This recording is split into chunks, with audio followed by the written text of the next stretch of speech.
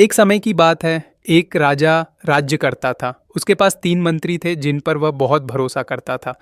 लेकिन राजा ने देखा कि इन तीनों में से एक मंत्री ईमानदार नहीं है और अपने काम में बहुत आलसी भी है। लेकिन वह यह नहीं जान पाया कि वह मंत्री कौन है। इसलिए राजा ने एक योजना बनाई। एक दिन बिना किसी पूर्व सूचना के राजा ने हर मंत्री को एक थैला दिया और कहा, तुम तीनों को घने जंगलों में ले जाया जाएगा। तुम्हारा कार्य है वहां मिलने वाले सबसे अच्छे फलों को इन थैलों में भरकर लाना। पहले मंत्री ने ईमानदारी से पूरी मेहनत के साथ जंगल का चक्कर लगाया और अच्छी तरह पके, साफ और कई प्रकार के अच्छे फलों को चुनकर अपना थैला भर दिया।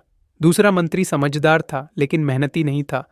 उसने सोचा, राजा फल अच्छे हैं या खराब ये देखने नहीं वाले हैं, तो मैं क्यों मेहनत करूं। इसलिए उसने बिना देखे जमीन पर पड़े फल उठाकर थैला भर दिया, जिनमें से कई सड़े गले थे। तीसरा मंत्री आलसी और बेईमान था। उसने और भी अलग सोचा। राजा शायद थैले का वजन या आकार ही देखेंगे, अंदर क्या है नहीं। तो उसने थैला सूखी पत्तियों और पत्थरों से भर दिया। दिन के अंत में तीनों मंत्री अपने अपने थैलों के साथ महल लौटे।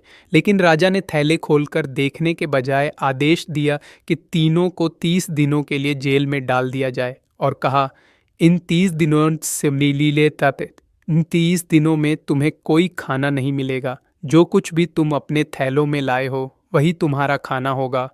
पहले मंत्री ने अच्छे फल जमा किए थे, इसीलिए वह बिना किसी कठिनाई के पूरे 30 दिन खा पी कर जिंदा रहा। दूसरा मंत्री सड़े गले फल खाने को मजबूर हुआ। उसकी तबीयत बिगड़ गई और कुछ ही दिनों में वह बीमार होकर मर गया। तीसरे मंत्री का थैला सिर्फ पत्तियों और पत्थरों से भरा था। उसके पास खाने को कुछ भी नहीं था। वह भूख से मर गया। मरने से पहले उसने अपनी आलस और बेईमानी पर गहरा पछतावा किया। इस कहानी से हमें क्या सीख मिलती है? आलस और बेईमानी शुरुआत में आसान लग सकते हैं, लेकिन अंत में वे सिर्फ दुहक और पछतावा ही लाते हैं। ईमानदारी और कड़ी मेहनत का फल जरूर मिलता है। पहले मंत्री की मेहनत ने ही उसे जिंदा रखा। उसी तरह हमारे रोज के परिश्रम ही हमें भविष्य की चुनौतियों से बचाते हैं। हमेशा ईमानदार रहिए, मेहनत से मत भागिए, सफलता निश्चित मिलेगी। ऐसी ही एक और प्रेरणादायक कहानी के साथ अगली बार फिर मिलते हैं। Subscribe to Jelly Belly Kids